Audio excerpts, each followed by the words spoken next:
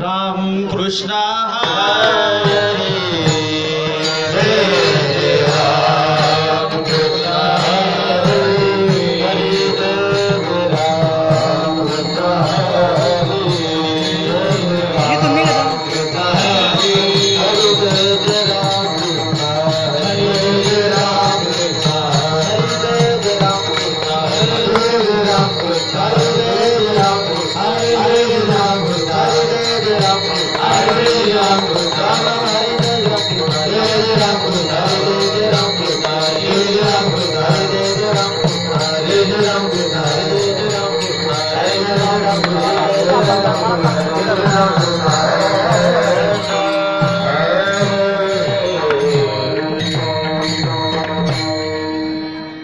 रूप पाहता लोचनी सुख झाले उतारे सुख झाले उतारे सुख झाले उतारे रूप पाहता लोचनी सुख झाले उतारे सुख झाले उतारे सुख झाले उतारे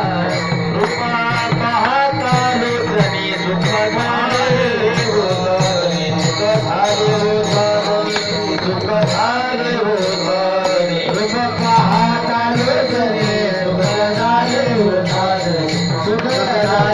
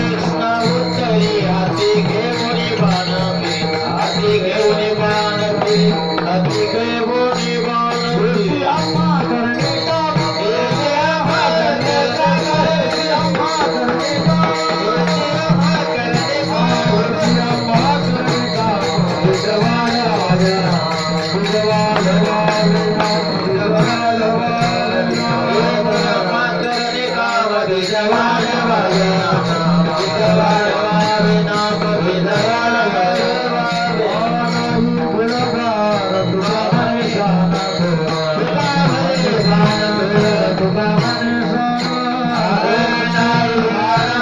तुका म्हणे शान तुका म्हणे शान तुका म्हणे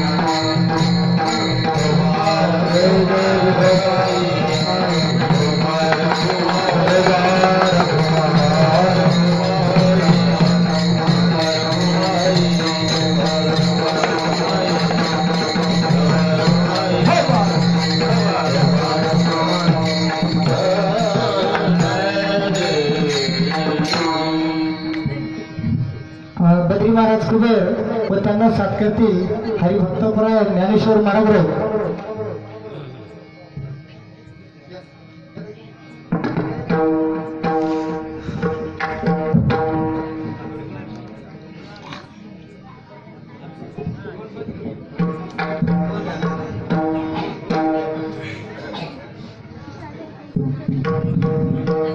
रामेश्वर पवारचा भाचा आहे.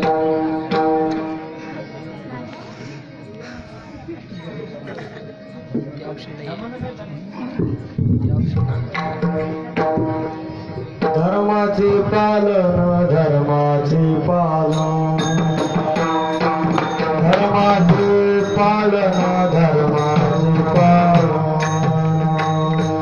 धर्माचे पालन धर्माचे पालन धर्माचे पालन धर्माचे पालन धर्माचे पालन धर्माचे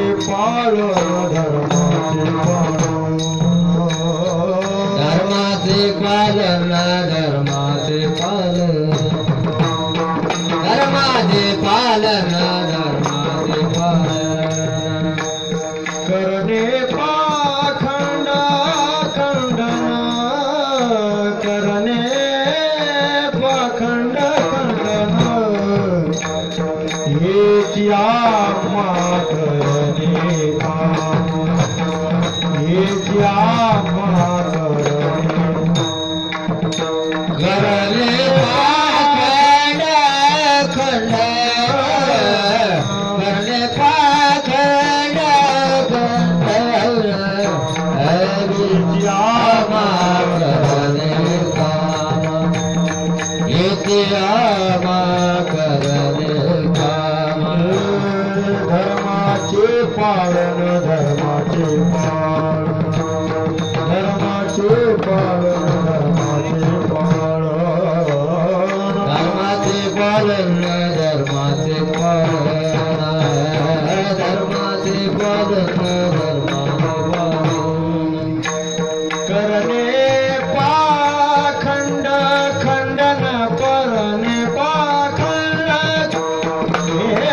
करणे पाखंड खंडन करणे करणे पाखंड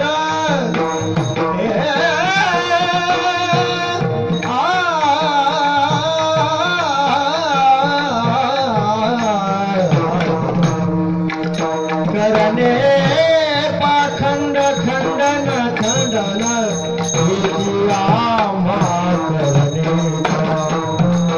हेची आम्हा करणे पाखंड खंडन करणे पाखंड खंडन खंडन हेची आम्हा करणे काम हेची आम्हा करणे बीज वाढवावे नाम हे बीज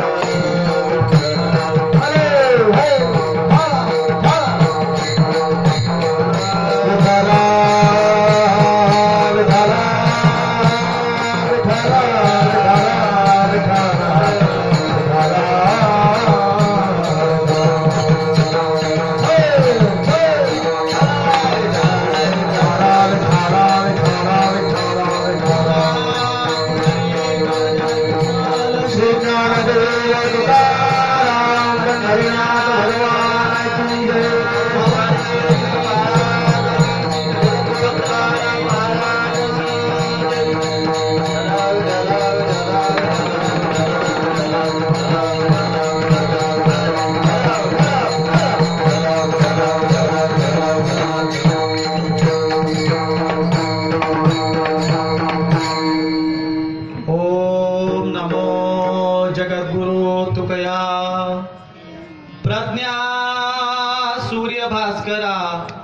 ज्ञान मार्तंड होऊनी ठेवी फेडिले अंधकारा जयाच्या कीर्तने धन्य होय पांडुरंग लोकोद्धाराशी निर्मिले अभंग जयाने चालविला नाम भक्ती मार्ग सोपा नमस्कार माझा तुकया माय बापा श्री संताची या माथा चरणावरी साष्टांग करी दंडवत विश्रांती पावलो सांभाळा उत्तरे वाढले अंतरे प्रेम सुखे कृपेच्या ओरसे डवरली ही काया नव्या नारीसे उद्धरिलो तुका मनी मज न घडता सेवा पूर्व पुण्य ठेवा ओढावला राजर्षी शिवराय ते सवंगडी गाथा तयांची स्मरा उद्धारा बहुजनांशी शिकवा सन्मार्ग दावा खरा मध्यस्थी नची खोटी कर्मकांड करणे पूजा स्वतःही करा वर्षाचे दिन मना सकळ ही मंगळ स्मरण जिजाऊ सगरा बोला पुंडरीक वर्द्यार विठ्ठल श्री ज्ञानेश्वर तुकाराम पंढरीनाथ महाराज की जय माऊली ज्ञानेश्वर महाराज की जय प्राप्त प्रसंगी प्रथमतः सर्वांना जय हरी. आपल्या आडगावच्या 35व्या अखंड हरिनाम सप्ताहानिमित्त आज 4थ्या दिवसाची सेवा छत्रपती शिवराज प्रतिष्ठान आडगाव सर यांच्यातर्फे माननीय श्री नितीनजी सावंत सर परभणीकर मराठवाड्याचा युवा आवाज यांची मी तुम्हाला थोडक्यात ओळख करून देतो. नितीन सर हे राष्ट्र जागृती वारकरी परिषदेचे राष्ट्रीय प्रवक्ते आहेत. त्यांचे आजपर्यंत 16 पुस्तके प्रकाशित झालेले आहेत. संत नामदेव चरित्र, संत जनाबाई चरित्र, संत तुकोबाराय चरित्र प्रकाशित आहे. कीर्तन प्रवचने संपूर्ण भारतभर ते देत असतात. त्यांचा अनेक प्रकारच्या पुरस्कारांना त्यांना आजपर्यंत सन्मानित करण्यात आलेला आहे. आणि त्यांच्यासोबतच आज आपल्याला दूध क्रांतीचे जनक म्हणून ओळखले जाणारे माननीय सूर्यवंशी साहेब व मानवमुक्ती मिशनचे संस्थापक अध्यक्ष माननीय गरुड सर हे यांची आज आपल्याला प्रमुख उपस्थिती लाभलेली आहे. तरी आजच्या कीर्तनासाठी हा जो तरुण वर्ग आहे त्यांना मी अशी विनंती करतो की त्यांनी कृपा करून सर्वांनी समोर बसायचं आहे. आजचे कीर्तन नाही तर एक प्रबोधन म्हणून सर्वांनी प्रत्येकाने समोर बसायचं आहे. जे पाठीमागच्या साईडला बसलेले आहेत त्यांना सुद्धा एक विनंती आहे की त्यांनी समोर बसायचं आहे. प्लीज. विठ्ठला विठ्ठला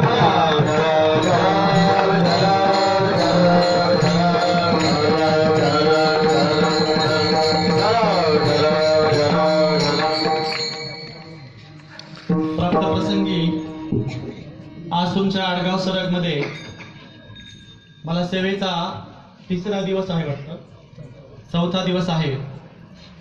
या ठिकाणी आज पंचक्रोशीत अत्यंत नावाजलेल्या सांप्रदायिक गावामध्ये मला सेवा लाभलेली आहे. आणि ही सेवा सर्व तरुणांच्या गावकऱ्यांच्या वतीनं आग्रहास्तव आहे. कारण गेल्या वर्षी मी तुमच्याकडे पाडव्यालाच संभाजी महाराजांच्या स्मृती दिनानिमित्त येऊन गेलेलो आहे. म्हणून आज आपण धावत्या वेगामध्ये तुकोबांनी सांगितल्याप्रमाणे अभंगाचा शब्दशः आणि भावार्थाचा दोन्ही अर्थ घेणार आहोत. सेवेसाठी निवडलेला अभंग जगतवंद्य जगद्गुरु तुकोबाराय यांचा 4 चरणाचा अभंग आहे. उत्कृष्ट असा गाथेतील अभंग आहे. अभंगाचा पहिल्यांदा मी नेहमीप्रमाणे उल्लेख करतो. तुकोबारायांनी जो अभंग घेतलाय तो आजच्या घडीला अत्यंत गरजेचा आहे. धर्माचे पालन करणे पाखंड खंडन, हेची आम्हा करणे काम बीज वाढवावे नाम. देतो तीक्ष्ण उत्तरे हाती घेऊनी बाण फिरे, नाही भीड भाड तुका मनी सान थोर. पांडुरंगा करो प्रथम नमन, पांडुरंगा करो प्रथम नमन,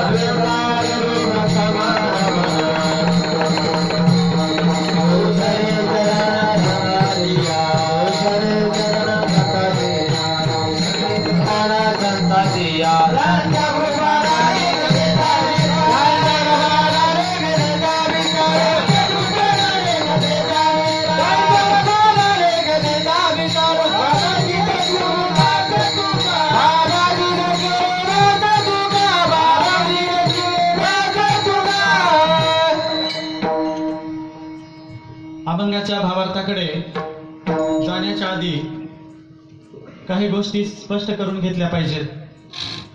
बोलण्याचे दोन प्रकार असतात, एक असतं बरं बोलणं आणि दुसरं असतं खरं बोलणं।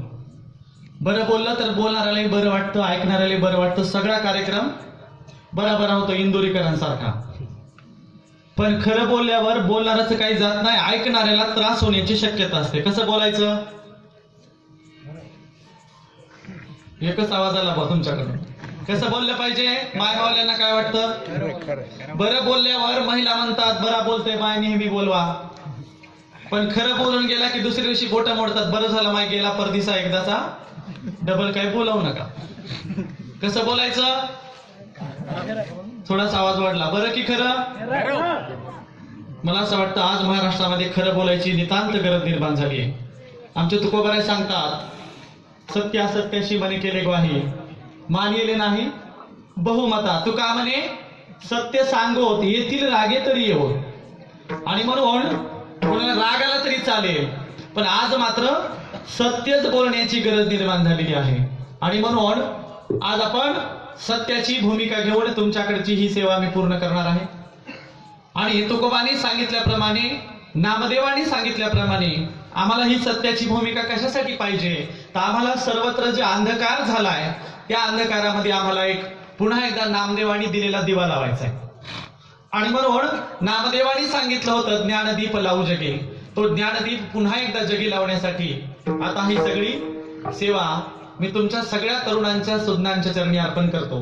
कारण या ठिकाणी अत्यंत नावाजलेली मंडळी आपल्या सेवेमध्ये आपल्या कीर्तनात आलेली आहे। जे आता ज्ञानेश्वरांनी ज्यांचा उल्लेख केला ते पश्चिम महाराष्ट्रात ज्यांनी दूध क्रांती केली, असे औरंगाबादचे ज्यांचे सुपुत्र MGM कॉलेजचे मोठे डीन आहेत आणि प्रचंड मोठं व्यक्तिमत्व सूर्यवंशी साहेब इथे आहेत।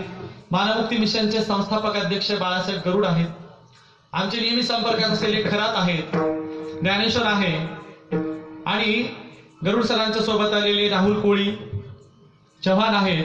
बाकी सगळी सुज्ञ मंडळी या ठिकाणी असल्या कारणाने आपण ही खऱ्याचीच भूमिका घेऊन जाणार आहोत। आणि म्हणून खऱ्याची भूमिका घेऊन जात असताना महाराष्ट्राची पहिल्यांदा परिस्थिती बघूया। मध्ययुगीन महाराष्ट्राची परिस्थिती आहे आणि देशामध्ये सगळ्याच बाजूनी सगळ्या शाह्यांची अंधाधुंदी माजलेली आहे। एकीकडे मोगलशाही आहे, आदिलशाही आहे, कुतुबशाही आहे, बरीचशाही आहे, आणि अशा मध्ययुगीन भारतामध्ये सगळीकडं प्रचंड लोकांची लूट चालू असताना आता तुम्हाला वाटेल त्या शाह्याच लुटत होत्या का? आता आमच्या गावचा पाटील, देशमुख, सरंजामदार, कुलकर्णी, पांडे सगळे आमच्याच पिकातून घोडे घालवायचे आणि आमचा सगळा सत्यानाश करायचा। अशा वेळेला एकदा पुन्हा नामदेवांचा विचार घेऊन तुकोबांच्या काळामध्ये ज्यांनी नामदेवांचा विचार पुढे चालवला असे महाराष्ट्राचे कीर्तनाचे आणि सगळ्यांच्या हृदयाचे सम्राट ज्यांनी तुकोपनिषद या देशाला दिला असे तुकोबाराय, हा तुकोबारायांचा अत्यंत सुंदर असा अभंग आहे। आणि म्हणून या अभंगाकडे बघत असताना अभंग का निर्माण झाला हे आपण अगोदर बघितलं पाहिजे। अभंग का निर्माण झाला हे बघण्याच्या अगोदर मी तुम्हाला महाराष्ट्राची परिस्थिती सांगितली। आणि म्हणून लक्षात घ्या, एकदा काय झालं, शिवाजी महाराजांच्या पाठीमागे मोगलांचं सैन्य लागलेलं आहे आणि मोगलांच्या सैन्याला चुकवीत शिवाजी महाराज एका खेड्याच्या दिशेने जायला लागतात, तेव्हा त्यांच्या कानावर आवाज पडतो, विठाला विठाला विठाला।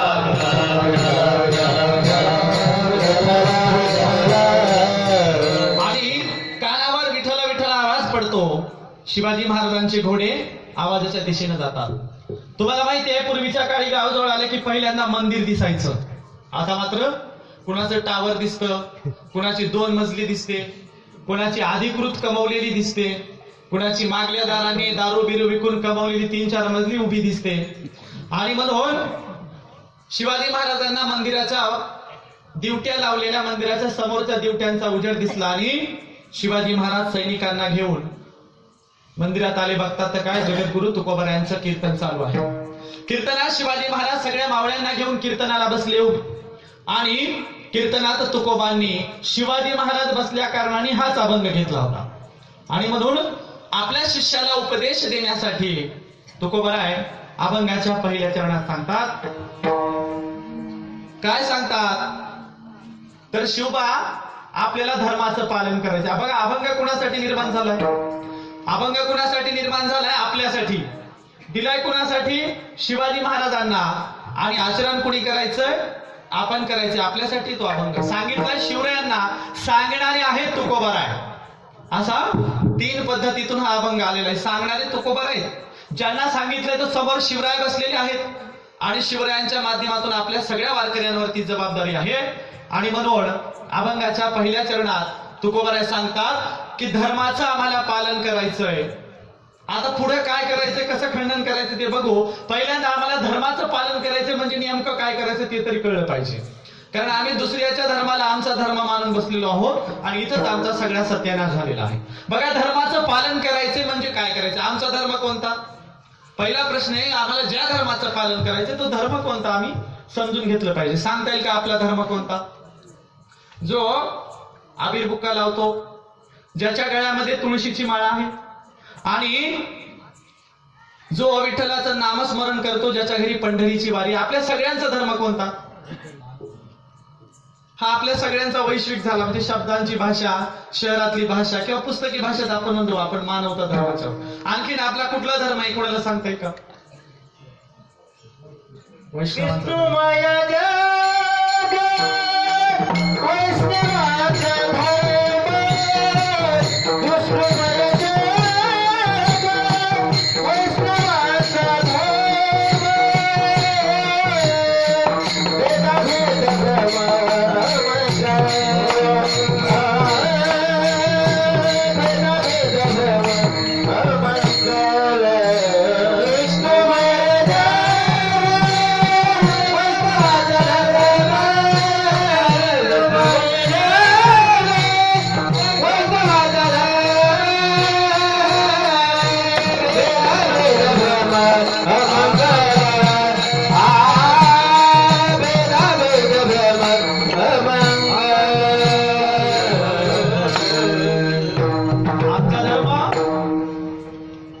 वैष्णवांचा आहे.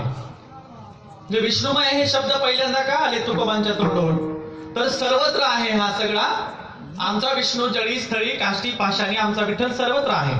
आणि हे जे मानतात त्या वैष्णवांचा, आम्ही वैष्णव आहोत, तो आमचा तो धर्म आहे. आता हे तुकोबांचं प्रमाण झालं. याच्याही मागे घेऊन जातो. संत नामदेव महाराज म्हणतात, परतल्या श्रुती म्हणती नेती नेती आम्हा गाता गीती सापडले. काय सापडले आम्हाला? तुमच्या वेदांना, पुराणांना, स्मृतींना जे सापडलं नाही. यज्ञ करून करून झाले तुम्ही थकले, पण त्या यज्ञात सुद्धा तुम्हाला काही सापडलं नाही. ते आम्हाला सहजरित्या सापडले. परतल्या श्रुती म्हणती नेती नेती आम्हा गाता गीती सापडले. आम्हाला गीत गाताना सहजरित्या सापडले. काय सापडलंय? आम्हा सापडले वर्म करू भागवत धर्म. आमचा वैष्णवांचा जो धर्म आहे त्याला नामदेव महाराजांनी भागवत धर्म अशी उपाधी दिलेली. आमचा आता सगळ्यांचा धर्म कोणता? भागवत धर्म. आता क्लिअर झालं. तुकोबांनी सांगितलेल्या अभंगाचं पालन करण्याच्या अगोदर आमचा धर्म कोणता होता हे क्लिअर झालं. म्हणून कुठल्याही पक्ष पार्ट्यांनी राजकारणासाठी दिलेला आमचा धर्म नाही. कुठल्याही पक्ष पार्ट्यांनी बनाएंगे मंदिरवाल्यांचा धर्म आमचा नाही. आणि आमचा धर्म कुठला आहे? विष्णुमय जग वैष्णवांचा धर्म किंवा आम्हा सापडले वर्म करू भागवत धर्म. वैष्णवांचा आमचा भागवत धर्म आहे. 2 प्रमाण पुरेशी आहेत मला असं वाटतं. आणि म्हणून आता आमचा भागवत धर्म आणि त्यांचा धर्म आपण बघू. म्हणजे मग पाखंडी मतांचं खंडन कसं करायचं आमच्या लक्षात येईल. काय आमची माणसं इतकी निर्लज्ज झालीत, किती समजावून सांगा कळत नाही. त्या कुत्र्याची शेपटी नळीत घातली तरी वाकडीच्या वाकडीच असते. आमची माणसं त्या नळीच्या पलीकडे गेली. फुकणी माहितीये का? जाळ फुकायला असते. चुलीतून जाळ फुकायला जी फुकणी असते त्याच्यातही कुत्र्याची शेपटी घातली तर त्याची सरळ होईल. पण आमची मात्र अजून सरळ व्हायला तयार नाही. म्हणून एकदा काही डोक्यावरची काजळी जरा बाहेर निघाली की मग आम्हाला आमचा धर्म, त्याचं पालन आणि पाखंडी लोकांच्या मतांचं खंडन करायचं सगळं कळलं. आम्ही दुसऱ्याला बळी पडत चाललेलो आहोत. आणि म्हणून आता आम्हाला समजून घेतलं पाहिजे. कोडग्या लाज नाही, कालचा कोडग्या आज नाही, अशी परिस्थिती झाली आहे. आता इथं क्लिअर झालं की वैष्णवांचा धर्म आहे, भागवत धर्म आहे. आता त्याचं पालन आणि बाकीच्या मतांचं खंडन कसं करायचं ते बघू. बघा, महाराजांनी आता घेतलेल्या प्रमाणामध्ये वैष्णवांचा धर्म उल्लेख झाला. पुढे काय आहे की भेदाभेद भ्रम अमंगळ. आता फार महत्वाच्या मुद्द्यावर, हिंदू धर्मामध्ये भेदाभेद आहे की नाही माऊली? आहे की नाही? आहे. भागवत धर्मात आहे का? आमच्या वारकरी भागवत धर्मात भेदाभेद आहे का? नाही. आताच आपण प्रमाण घेतलं. वारकरी धर्मात भेदाभेद नाही, हिंदू धर्मात आहे. हिंदू धर्मात वर्ण व्यवस्था आहे, वारकरी धर्मात आहे का? पंढरपूरच्या दिंडीमध्ये जाताना आम्ही कुणाचा वर्ण जात भेद विचारतो का? कुणाच्याही पारामध्ये खातो, कुणाकडे खातो. आमच्या दिंडीमध्ये भेदाभेद नाही.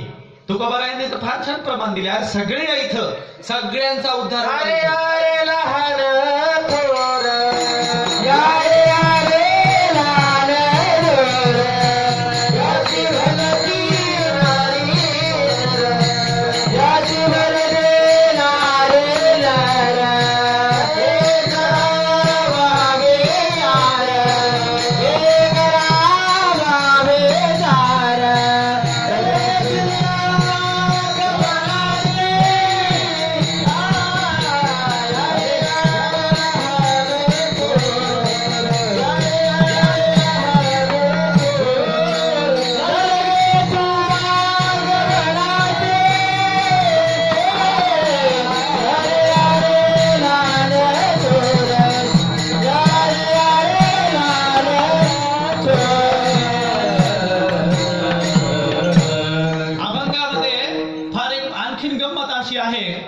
की सगळ्यांनी या, लहानांनी या, थोरांनी या, श्रीमंतांनी या, गरिबांनी या.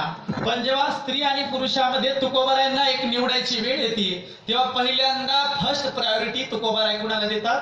स्त्रीला देतात. यारे यारे लहान थोर, या ती भलत्या नारी नर. अगोदर स्त्री बघा, आमच्याकडे का आज स्त्री स्वातंत्र्याचा जागर चालू आहे. स्त्रियांना 33% द्या, काय 32% द्या, 50% द्या, म्हणजे आम्ही अगोदर देऊन ठेवलंय.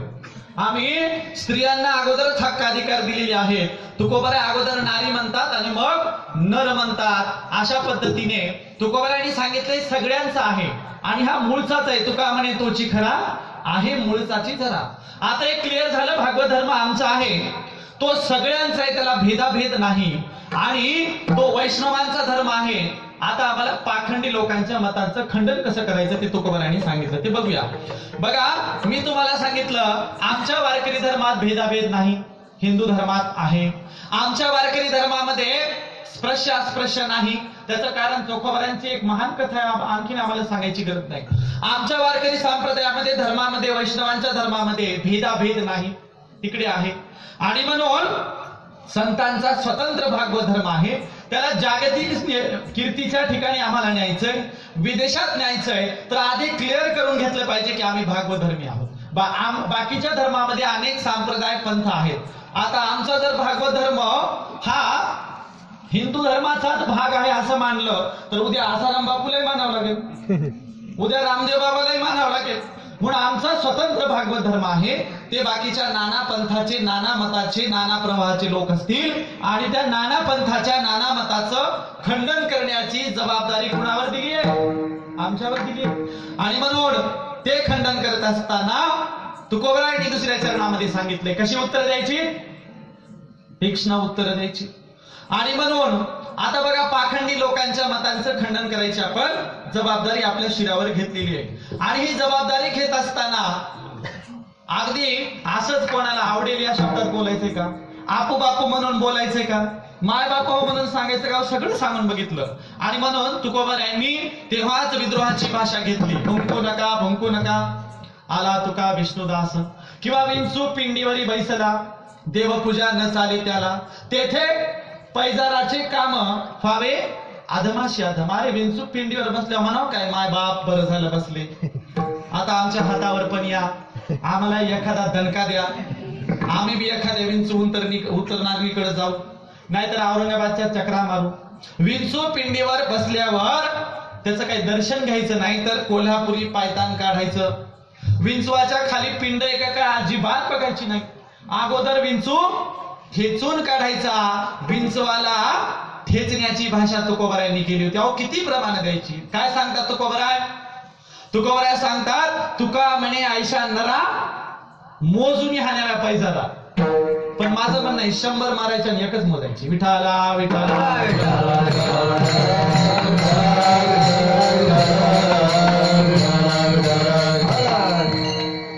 एवढी विद्रोहाची भाषा आमच्याकडे असताना आमचा संप्रदाय फक्त आणि फक्त महाराष्ट्रातच अडकून पडलाय. फार दुःखदायक बाब आहे. कर्नाटकाचा काही भाग आहे, आंध्रामध्ये थोड्याशा प्रमाणात चालतो, काशीपर्यंत 2-4 मंदिरं नेली आपण, पण इंग्रजी देशात गेला नाही, हिंदी देशात गेला नाही, तिकडे वेस्ट बेंगॉलकडे गेला नाही.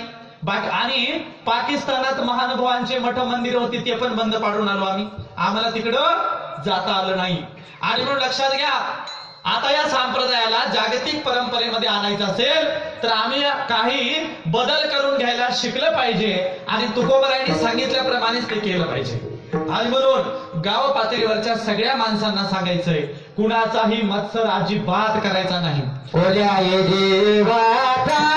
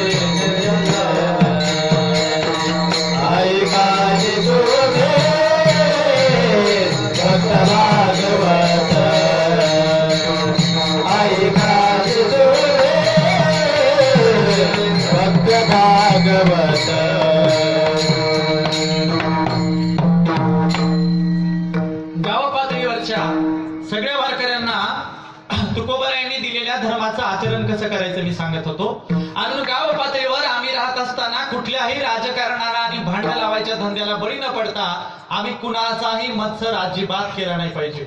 सगळ्यांनी समोपचाराने राहिलं पाहिजे. नाहीतर हलीकडच्या काळामध्ये बघितलं तुम्ही, जातवार आंदोलन, जातवार मोर्चे, जातवार सगळा धिंगाणा, जाती जातींना डिवाइड करायचा कार्यक्रम आहे. आमचा मात्र उलटा कार्यक्रम आहे, सगळ्यांना घेण्याचा, सगळ्यांना सोबत नेण्याचा, सगळ्यांना आमचा ईश्वर देण्याचा, सगळ्यांना आमचा विठ्ठल सांगण्याचा आमचा धर्म आहे. आणि म्हणून दुसऱ्याच्या धर्माला बळी पडू नका, राजकारणाच्या धर्माला बळी पडू नका, द्वेष पसरवणाऱ्या धर्माला बळी पडू नका.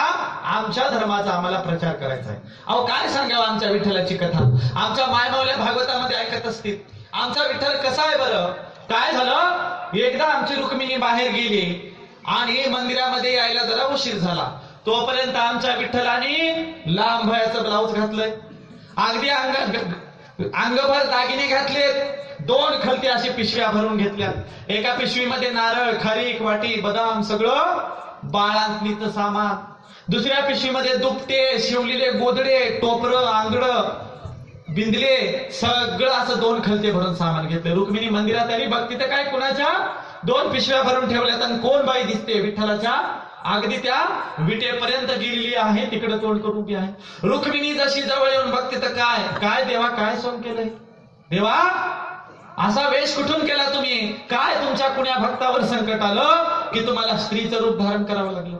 विठ्ठल म्हणाला, अगं रुक्मिणी, आमचा चोखोबा आमच्या दर्शनाला इकडे निघालाय वारीला, आणि तिकडे मात्र माझी सोयराई, माझ्या विठ्ठलाची, माझ्या रुक्मिणी आपल्या पंढरपूरची भक्त, अगं आपल्या चोखोबांची बायको, अगं अस्पृश्याच्या वस्तीमध्ये मंगळवेड्याच्या महारवाड्यात राहणारी माझी सोयरा, बघ कशी कळा द्यायली, आणि माझा विठ्ठल, माझा चोखोबा मात्र माझ्याकडे निघालाय. मला गेलं पाहिजे सोयराईच्या बाळांपणाला, मला गेलं पाहिजे, फार लवकर गेलं पाहिजे. रुक्मिणी म्हणाली, देवा आणा ते खलते इकडे दोन्ही पण, नाही जमायचं तुम्हाला, बाळाची कामं कुठे जमतात का. आणि त्यातल्या त्यात बाळांपण म्हणजे काय, ती काही सोपी गोष्ट वाटली का. विटाळ असतो बाळांपणाला, आजही आमच्याकडं बाळांपणाला विटाळ मानला जातो. तेव्हा तुम्हाला नाही जमायचं हे सगळं मी जाऊन करते. विठ्ठल म्हणा, रुक्मिणी लहान बाळाला तुझं नख लागलं अवघड होईल. पाणी तपवताना आजही खेड्यामध्ये बघा, लेकरू झालं की पाणी तपलेलं बघायला एकदम म्हातारी बघतात लोक, ती पाण्यात हात घालून बुडून बघते. आवजीचा सगळा हात मरून गेला, त्याला सगळं हे चढलंय, ते खुरूप आले तिच्या हाताला, तिला लहान बाळाचं पाणी तपवायला बघतात. लहान बाळाचं पाणी कोणी बघावं तपलंय की नाही ते, अगदी तशाच लहान बाळांना बघावं ज्याचे हात नाजूक असतात त्याला कळतं पाणी गरम आहे की नाही. आमची म्हातारी किती गरम असली तरी म्हणते तपव अजून, त्याला विसण टाकू देत नाही. त्या लेकराच्या अंगावर पाणी टाकलं की तांबडं लाल होते, ते लेकरू लाल जरत होते. लेकराचं पाणी सुद्धा कोणी बघावं चेक करावं आमच्याकडे अजून माहित नाही. आणि म्हणून विठ्ठल माया रुक्मिणी तुला नाही जमायचं पाणी, तू गरम गरम अंगावर टाकशील, तुला बाळांपण नीट करता येणार नाही, ते मीच केलं पाहिजे. माझा जीव गुंतलाय माझ्या सोयऱ्यामध्ये. आणि विठ्ठलाने दोन्ही खलते भरून घेतले आणि सोयराबाईच्या म्हणजे चोखोबांच्या घरी विठ्ठल निघाला आमचा. आणि घरी जात असताना रूप कुणाचं घेतलंय? चोखोबाची बाई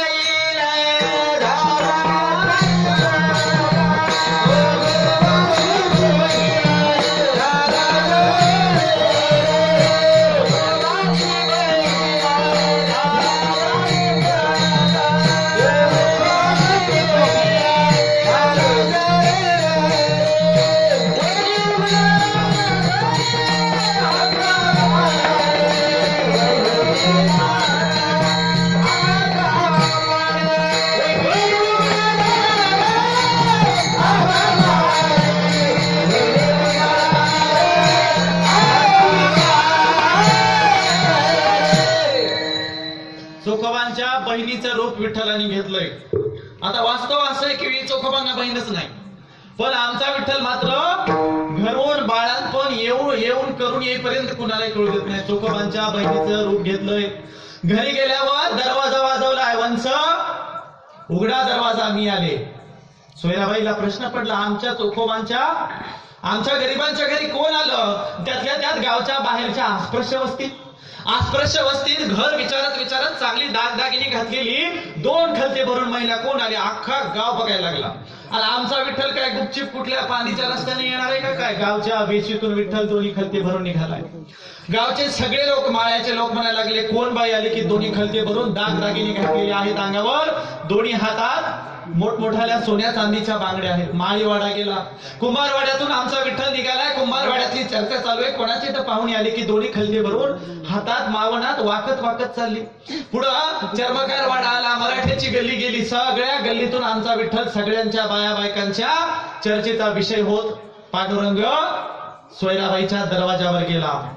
सोयराबाईला आवाज दिला, सोयराबाईने दरवाजा उघडला, विचारलं, मी तुम्हाला ओळखलं नाही. विठ्ठल म्हणतो, अगं घरात तर घे, घरात घे, हे सगळं सोडून घे, सांगते की दमदम कोण येते. सोयराबाईला प्रश्न पडला, आमच्याकडे कोण आलंय? सगळं सामान काढून घेतलं, चर्चा झाली. विठ्ठल म्हणाले, तुमच्या मालकाची मी बहीण आहे. सोयराबाई म्हणाल्या, त्यांनी इतके दिवस मला कधी सांगितलं सुद्धा नाही, कधी जेवताना घास घेताना कधी नाव सुद्धा घेतलं नाही पाठची बहीण आहे म्हणून, आणि तुम्ही अचानक कशा उगवल्या?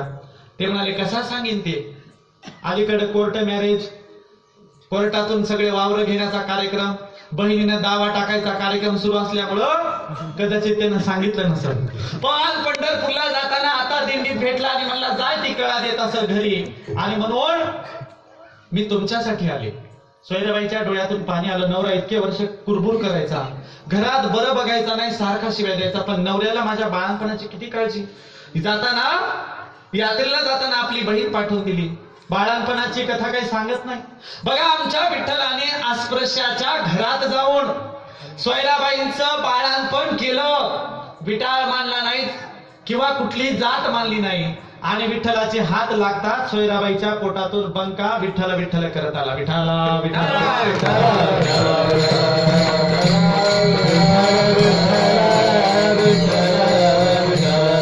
सांगायचं तात्पर्य काय? आमच्या संप्रदायात कसला आलाय व विटाळ विटाळ विटाळ काय नाही आमच्याकडं. अहो, विठ्ठलाच्या पायावर एकदा डोकं टेकवलं रे टेकवलं की 7 पिढ्यांचा आमचा उद्धार होतो. विठ्ठलाला जाऊन म्हणजे बघा, दर्शनाला विठ्ठलाच्या वारीला जात असताना पायावर डोकं टेकवलं तरी पुण्य मिळतो. पंढरपूरवरून जाऊन आल्याच्या बाजूला जरी बसलो तरी आमचा उद्धार होतो. एवढं सगळं आमच्याकडे वैभव आहे. तरी पण आमच्या माणसाचं काही धकच ना भागच ना. आम्हाला असं कळलंय की आमची माणसं काशीला जातात, प्रयागला जातात, गंगासागरला जातात. बरं, ते कसं करून ठेवलंय बघा, काशीचं पाणी घरी आणायचं आणि पुन्हा ते घरचं काशीचं पाणी उजवायला कुठं जायचं? गंगासागरला. म्हणजे काशीचे देव बाप्पा गंगासागरचं घर धकवतात. ते म्हणतंय इकडचं पाणी नेन तिकडं उजव, म्हणजे ते दोघे पाहुणेच असतात, इकडचं तिकडच्याला भलं करता येते. आणि म्हणून आमच्याकडं हे होतं का बरं? पहिला प्रश्न आहे, काशी प्रयाग गंगासागर तीर्थक्षेत्रे आमच्याकडे होती का? नामदेवाने चिकार प्रमाण दिली. आमच्याकडे हे काही नव्हतं. बरं हे आमच्याकडे नव्हतं, मग कुणी घुसवलं बरं? घुसवायला आमच्या डोक्याला तरी अक्कल तरी पाहिजे. किती बरं, किती गहाण पडले आमचं डोकं. त्या बालाजीची कथा असेल तर कुबेर व्याजाने पैसे द्यायचा, आणि ज्याला व्याजाचे पैसे फेडणं झालं नाही त्याला गडी पाठवून वाड्यावर बोलवून घेऊन यायचा. माणसं पाठवायची आणि वाड्यावर आणायचं, आणि वाड्यावर आणल्यावर ते वस्त्र लावायचं, त्याच्या डोक्याला भाजरून काढायचा सगळा. ज्याला व्याजाचे पैसे आणि मुद्दल देणं होत नाही त्याचं डोकं भाजरायचं, आणि गावभर त्याची धिंड काढली जायची. कशामुळं? म्हणून गावात ज्याच्या डोक्यावर केस नाही, ज्याचं टक्कल झालेलं आहे, त्यानं कुबेराचे पैसे बुडवले जायचं. असा प्रघातच पडला. कोणाचं टक्कल दिसले कोणाच्या आधी पण पैसे बुडवले. आमचे गावचे 150 हाणे जीप करून स्कॉर्पिओ करून कुठे जातात? बालाजीला जातात. स्वतःच्या खिशातले पैसे टाकतात, स्वतः टक्कल करतात, आणि गावभर हिंडून सांगतात मी आपण बुडवले. गावात येऊन काय म्हणतात काही माहित नाही आम्हाला. ज्याने जिकडे वळलं तिकडे चालू आहे. मग अशी आलो टीव्हीवर आस्था चॅनल चालू आहे. आस्था काय चाललंय त्या आस्थात? ते निर्मळ बाबा सांगतोय मला पटकन फोन करा, मला पटकन फोन करा, मला पटकन फोन करा. बरं आमचे वारकरी चुकून मी वारकऱ्याचा एकही फोन गेलेला बघितला नाही. आमचे वारकरी करत नाहीत, महिला करत नाहीत. फोन कोण करते माहिती का? शिकलेले सर्वात जास्त हुकलेले असतात. ते शिकलेले फोन करते, म्हणते बाबा मी लय शिकलो. त्या निर्मळ बाबाला टीव्हीतल्या म्हणते बाबा मी लय शिकलो पण लगीनच जमना माझं. बाबा म्हणतोय असं कर, तुझ्या गावच्या मारुतीला दर शनिवारी 21 प्रदक्षिणा मारत जा, आणि हा खाली माझा अकाउंट नंबर आहे, त्याच्यावर एवढे पैसे भर, म्हणजे तुझं 6 महिन्यात लगीन जमान. माझे आशीर्वाद तुझ्या पाठीशी राहतील, पण पैसे भर. आता मी म्हणलं त्या मारुतीचं जमलं नाही, येणे किमान दुसऱ्या रामाच्या मंदिरात तरी चक्रा मारायला, दुसऱ्या त्या आणखी कुठल्या महादेवाच्या मंदिरात तरी पाठवा. त्या बाबाला काही माहित नाही. ते म्हणते गोलगप्पे खाय. आता पाणीपुरी खाल्यावर लग्न होते का? एका बाईला म्हणला पाणीपुरीच खा. म्हणून हे सगळं धंदा टेलिव्हिजनवरून चाललाय. पण आमचं एकही कीर्तन टीव्हीवर मी बघितलं नाही. कीर्तन असतात का टीव्हीवर? नाही, कारण ही माणसं खरी सांगतात म्हणून आमचा संप्रदाय बुडवायचा आणि त्यांचा वाढवायचा असा धंदा चाललेला आहे. लक्षात घ्या, अनेक देवी देवता, अनेक तीर्थक्षेत्र आम्हाला अमान्य आहेत. हेच पाखंडी मतांचं खंडन करणं आहे. आणि म्हणून लक्षात घ्या, बरं बघ अनेक तीर्थक्षेत्र अमान्य, तर आम्हाला काय काय मान्य? तर आमचं पहिल्यांदा पंढरपूर, पहिल्यांदा आमचा विठ्ठल. अरे तुमचं वैकुंठ नव्हतं तेव्हा आमचं पंढरपूर होतं. तुमची गोदा गंगा नव्हती तेव्हा आमची चंद्रभागा होती. अरे आधी पंढरी आणि मग वैकुंठ नगरी नामदेव महाराजांनी सांगितलं. तुकोबर आहे त्याच्याही पुढे स्वतःच आणून सोडतात. म्हणजे तुम्हाला पंढरपूरला चक्रा मारणं होत नसतील तर फक्त आई वडिलांचं दर्शन घ्यायचं. अरे काशीचं प्रयागचं सगळं पुण्य आई वडिलांच्या पायाशी. काय सांगतात तुकोबर आहे? माये बापे केवळ काशी, तेने न जावे तीर्थाशी. पुंडरीके काय केले, परब्रह्मा उभे ठेले. तुका म्हणे माये बापे अवघे देवाची स्वरूपी. मी एका गावामध्ये सांगितलं रोज आई वडिलांच्या पाया पडावं. त्या एकाला हुकी आली, सकाळी उठले म्हणते डंगर कुठे गेलं म्हणला, बोलवा त्याला. सगळं घरात आरडाओरडा सुरू. म्हातारा कुठतरी बाहेर गेलं तर त्याला बोलून आलं, इकडे म्हणला. गावभर शिव्या देत म्हातारीला शोधत गेले. पुन्हा घरी आला. म्हातारा म्हणला काय झालं की बुवा? म्हातारा म्हणला चाब्या घराचा कारभार ते घरातच आहे. म्हणला मी काही घेऊन गेलो नाही. म्हातारा आधीच चौचौ कापायला लागला. मला नाही तसं काही नाही म्हणला. महाराज म्हणले होते बापाच्या पाया पडतात. आता काही बापाला लाटा करून पाया पडायला सांगितले का? म्हातारी संडासला जायच्या आधी मला पाया पडल्याशिवाय रोज संडासला जायचं नाही. मला आधी पाया पडू दे जाय मग संडासला जायचं. अशी सगळी शाळा. आणि मग लक्षात घ्या, आई वडिलांच्या पायाशी स्वर्ग असतो. आई वडिलांच्या पायाशी सगळं पुण्य महात्म्य असतं.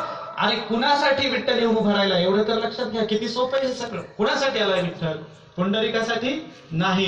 पुंडरिकाने आई वडिलांचं पुण्य केलं म्हणून. नाहीतर पुंडरिका अगोदर पण बायकोला खांद्यावर घ्यायचंच की. आधी पण पुंडरिकच होता ना, नंतरही पुंडरिकच आहे. पुंडरिकाचं काम इतकं पुण्य वाढलं की तो आई वडिलांची सेवा करतो. आणि म्हणून आमच्या संप्रदायात मायबापांना किती महत्व आहे लक्षात घ्या. आणि म्हणून अनाथ आश्रमामध्ये कधीही माळकऱ्याची पोरं सापडणार नाही. लक्ष देऊन बघा, अनाथ आश्रमात माळकऱ्याची पोरं नाही सापडायची तुम्हाला. आमच्या घराची ही इतकी चांगली प्रथा परंपरा आहे. आणि म्हणून हे सगळं पाखंडी मतांचं खंडन करत करत उत्तरं कशी द्यायची आपण ते बघत आहोत. अभंगाच्या 3ऱ्या चरणात तुकोबारे सांगतात, तीक्ष्ण उत्तरे तीक्ष्ण उत्तरे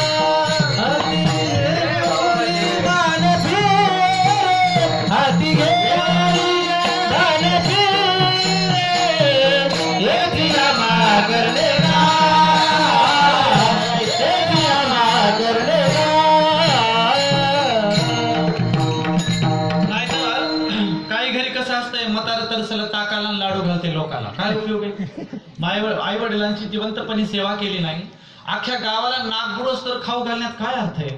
म्हणून जिवंतपणे आई वडिलांची सेवा केली पाहिजे. आणि तुकोबांनी सांगितलेलं हे सगळं काम आता आपल्याला पुढे न्यायचे, ही जबाबदारी आपल्यावर आलेली आहे. नाहीतर तुम्ही बघा, कीर्तनात तरी चांगली टाळकरी भजनी माळकरी उभी राहतात किंवा ऐकायला तरी येतात, हे धन्य मानलं पाहिजे. संध्याकाळच्या हरिपाठाला मरायला टेकलेले 2-4 म्हाताऱ्याच्या शिवाय कोणी हरिपाठालाच येत नाही मंदिरात. तुमच्याकडे येतात का? काय गावात तर होत पण नसल. म्हणजे ते पण आमच्याकडं संध्याकाळचा हरिपाठ सुरू झाला रे झाला 6 वाजता की टाळ पुरायचा नाही, पटकन जे जाईल त्याच्या हातात टाळ सुद्धा पुरायचे नाहीत आमच्याकडे. काकड्याला तिकडून काकडा निघाला विठ्ठलापासून इतका लांब असायचा की शेवटच्या पर्यंत यायला एवढंच हातात व्हायचं, पोळायचं ते काकडा पण पुरायचा नाही, इतकी काकड्याला माणसं असायची. पण आता मात्र काकडा बिकडा कोणाला माहित नाही. संध्याकाळच्या भजनाला 2-4 म्हातारी माणसं येतात, काहीतरी हरिपाठ म्हणून जातात. इतकी दुर्दशा होत चाललेली आमची सगळी. आणि म्हणून हे सगळं जर थांबवायचं असेल तर तीक्ष्ण उत्तर आपण इतरांना दिली पाहिजे आणि संप्रदायाचं शुद्धीकरण केलं पाहिजे, माझं म्हणणं आहे. तुम्ही म्हणाल शुद्धीकरण कसं काय म्हणताय तुम्ही? कुठून आले तुम्ही? कोण शुद्धीकरण करणारे? तुमची पात्रता काय? सोपे सांगतो बघा. मी ज्या गादीवर उभं राहिलोय त्या गादीला कोणाची गादी म्हणतात? नारदाची. आणि नारदाने आयुष्यभर काय केलं सांगा बरं? कीर्तन, सेवा. तिकडे बरोबर सांगताय. सोप्या सांगा की नारदाने आयुष्यभर काय केलं सांगा? कळ लावली. काय केलं? नारदाने आयुष्यभर कळ लावायचं काम केलं. आता जे म्हणतायत ना नारदी कीर्तन केलं सांप्रदायिक, सगळ्यांना माझं एक विनंती आहे, नारदाने सांप्रदायिक कीर्तन केल्याचं एक अभंग, एखादी ओवी किंवा एखादं प्रमाण सांगा. आहे? कुठंच नाही माऊली. सकळ संत गाथा वाचला, तुकोबांची गाथा वाचली, नामदेवांची समग्र अभंग गाथा वाचली.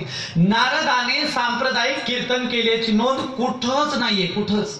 तरीही कीर्तनकार ज्या गादीवर उभं राहून कीर्तन करतात त्या गादीला नारदाची गादी कशी काय म्हणतात? कारण त्या नारदाने आयुष्यभर त्या रुक्मिणीचं त्या सत्यभामेचं जमू दिलं नाही. झाडाच्या फुलावरून भांडणं, त्या झाडावरून भांडणं. झाड एकीकडे लावावं लागलं, भिंत घालावं लागली मधातून, फुलं एकीकडे, झाड एकीकडे. म्हणून कुणाच्याच घरात ज्याने नीट कुणाचं घर चालू दिलं नाही, सगळी कळ लावायचा कार्यक्रम केला. त्या कळ लाव्या नारदाचं नाव कीर्तनकार उभं राहणाऱ्याच्या गादीला देत असतील तर कळ लाव्या नारदाच्या गादीवर उभं राहून कीर्तनकार काय सांगत असतील? काय सांगत असतील? कुणी कुणाचं नसतं, नवरा नवऱ्याचा नसतो, बायको बायकोची नसते. नवरा म्हणजे उशाचा साप असतो. एकाला म्हणलं मग नवरा म्हणजे उशाचा साप असतो तर बायको काय पायथ्याची धामी नसते का? निव्वळ भांडण लावायचे. आणि मग लक्षात घ्या, अलीकडच्या काळात कीर्तनातून हेच चाललेलं आहे, भांडण लावायचा धंदा. कोणी कुणाचं नसतं म्हणे. अरे म्हणलं सगळे सगळ्यांचे असतात, सगळ्यांनी एकत्रित आलं पाहिजे, सगळ्यांनी चांगला कार्यक्रम केला पाहिजे. आणि मग लक्षात घ्या, हे सगळं बदललं पाहिजे, जरा रिन्यू केलं पाहिजे. मी एक गोष्ट सांगतो पट्टिका बघा. भारतातलं जगातलं पहिलं कीर्तन कुणी केलं? कुणी केलं? बरोबर सांगताय, नामदेवांनी केलं. जगातलं पहिलं कीर्तन नामदेवांनी. प्रमाण काय आहे? आमचे जनाबाई सांगते की किती सोपा म्हणजे. नामदेव कीर्तनकारी पुढे देवनाचे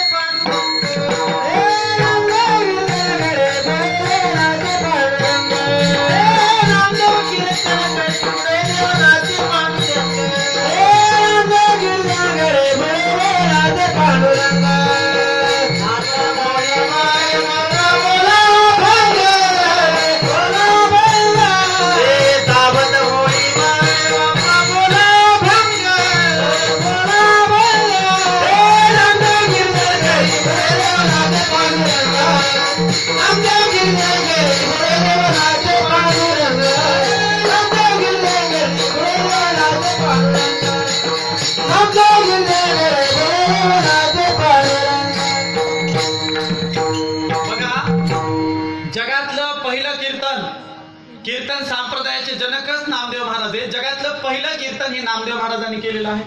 आणि जनाबाई हा विणा घेऊन उभे आहेत. लक्षात घ्या, आणखीन जगातली पहिली विणेकरी कीर्तन या विद्यापीठाची पहिली कुलगुरू संत जनाबाई आहेत. आम्हाला बारीक सारी गोष्टी माहिती असल्या पाहिजे. वारकरी संप्रदायाची भागवत धर्माची पहिली विणेकरी जनाबाई आहे. पहिले कीर्तनकार नामदेव महाराज आहेत. म्हणून आमचं असं म्हणणं आहे, कीर्तनकार ज्या गादीवर उभं राहून कीर्तन करतात त्या गादीला नामदेवाची गादी म्हणली पाहिजे. पटतंय का माऊली? कुणाची म्हटलं पाहिजे? नामदेवाची गादी आजपासून म्हटलं पाहिजे. नामदेवांना खरंच त्यांना श्रद्धांजली अर्पण केल्यासारखं होईल. आणि म्हणून ही गादी नामदेवांची नारदाची नाही, हे आमचं म्हणणं आहे, शुद्धीकरण आहे. आता बघा, कीर्तन नामदेव करतायत, अभंग म्हणायला कोणाला लावलाय? ज्ञानेश्वरांना. आणि विना घेऊन कोण उभे आहेत? मुक्ताबाई, आपलं सॉरी जनाबाई. आणि कीर्तनात खुद्द नाचतोय कोण? आमचा विठ्ठल. पितांबर गळेपर्यंत आमचा विठ्ठल नाचतो. आणि म्हणून ह्या सगळ्या गोष्टीला आम्ही आता आमच्या जीवनात स्वीकारायची सुरुवात केली पाहिजे. आम्ही सांगितलं पाहिजे की मुळात कीर्तनकारांना प्रश्न विचारणं तर आमच्या फितरत मध्येच नाही. आमच्याकडं मी तर आमच्या गावी कीर्तनाला असं तर गुळ द्यायच्या जागेवरच बसलेला असतो. महाराज याचं कसं, महाराज त्याचं कसं, महाराज हे काय, महाराज ते करायचं. जरा विचारा ना. तुम्ही जोपर्यंत हुशार होत नाही, प्रश्न विचारत नाही, तोपर्यंत आमच्यासारखी माणसं काही बदलणार नाही. हे सगळं जुन्या पद्धतीने आपलं पारंपरिक चाललेलं आहे. महाराज लोकांना, कीर्तनकारांना ताण द्यायला जरा शिकवा ना, जरा अभंग विचारायला तुम्ही शिका ना. म्हणून आमच्या माय मावल्यांना माझी हात जोडून विनंती आहे की ज्या गुरुवारच्या, शनिवारच्या, शुक्रवारच्या पोथ्या वाचताना त्या जराशा बाजूला ठेवा आणि अगोदर गाथा वाचायला घेतला पाहिजे. आमच्या माय मावल्यांनी सर्वात जास्त काय वाचलं पाहिजे तर गाथा वाचायला पाहिजे. मी आंदोलन सुरू केलं. ज्याच्या घरात नाही पुस्तकाचं कपाट त्याचं घर होईल भुईसपाट. चालत नसेल माथा तर वाचला पाहिजे तुकोबांचा गाथा. आणि ज्याच्या घरात नाही तुकोबांच्या गाथा त्याच्या कमरत घाला 2 लाथा. म्हणून अगोदर आमच्या घरात तुकोबांचा गाथा आला पाहिजे. आणि बघा, गाथा आल्यावर आमच्या घरातली दुःख, दारिद्र्य, भांडणं, तंट सगळं निघून जातं. नाहीतर आमच्या 4 महिला एकत्रित आल्या की चर्चा काय असते? 4 एकत्रित आल्या की 5वीची चर्चा असते. कोणाची नांदना, कोणाची पळून गेली, कोणाला कोडच फुटला, कोणा सोडूनच दिली, कोणाची काडी मोडच झाली, या सगळ्या गोष्टीवर आमची चर्चा असते. आणि म्हणून हे सगळं आमचं थांबवायचं असेल तर तुकोबारायांनी सांगितलेली परंपरा आम्ही समजून घेतली पाहिजे. महिलांसाठी फार छान तुकोबारायांनी सांगितलेलं आहे. आणि महिलांसाठी काय सांगितलंय तर आम्ही जास्त व्रत वैकल्य उपास तापास करायचे नाही. तुमच्या हरिपाठामध्ये सुद्धा आहे का? योग याग विधी एनेनो हे सिद्धी वायाची उपदी दबधर्म. योग याग व्रत वैकल्य उपास तापासानं सिद्धी मिळणार नाही. नामस्मरणाचा भक्ती मार्ग दिलाय. अहो, एकदा का तुमच्या तोंडातून चांगलं नाव आलं की तुमचा उद्धार होईल. म्हणून व्रत वैकल्यात अडकून पडायचं नाही. आणखीन एक अभंग आहे. पंढरीची वारी आहे माझ्या घरी, आणिक न करी तीर्थव्रत, व्रत एकादशी करीन उपवाशी, गायीन आहे निशिमुखी नाम. बघा, इतर व्रत वैकल्य करायचे नाहीत. फक्त आम्ही एकच व्रत करायचं, एकादशी. आणि आमचा एकच ईश्वर पंढरपूरचा विठ्ठल. आमची एकच वारी, पंढरीची वारी. आणि म्हणून हे आम्ही आता समजून घेतलं पाहिजे. नाहीतर काय सांगावं. माझ्या लहानपणी मी माझ्या गावामध्ये एक पोथी वाचायचो. वाचून वाचून पाठ झाली. आता त्या गावच्या सगळ्या महिला म्हणायच्या तुला 1 रुपया देते, 2 रुपये देते पोथी. म्हण काय होती पोथी? ध्यानी गावी श्री महालक्ष्मी देवीची कहाणी. द्वापार युगातली सौराष्ट्र देशाची मोहिनी. 8 पाट नगर होतं. तिथे एक राजा होता. राजाचं नाव भद्रश्रवा, राणीचं नाव सुरचंद्रिका. रूपाने सुंदर होती, स्वभावाने गर्विष्ठ होती. मागच्या जन्मी होते एका वैश्याची बायको. नवऱ्याचं तिचं भांडण होई. घरी वैतागली, निघून गेली रानात. तिथं पाहिलं सुहासनींना. त्या करीत होत्या लक्ष्मी व्रताचा वसा. तिने त्यांच्या बरोबर तसंच व्रत केलं, पुढे गेली पुचकून मरून. विठाला विठाला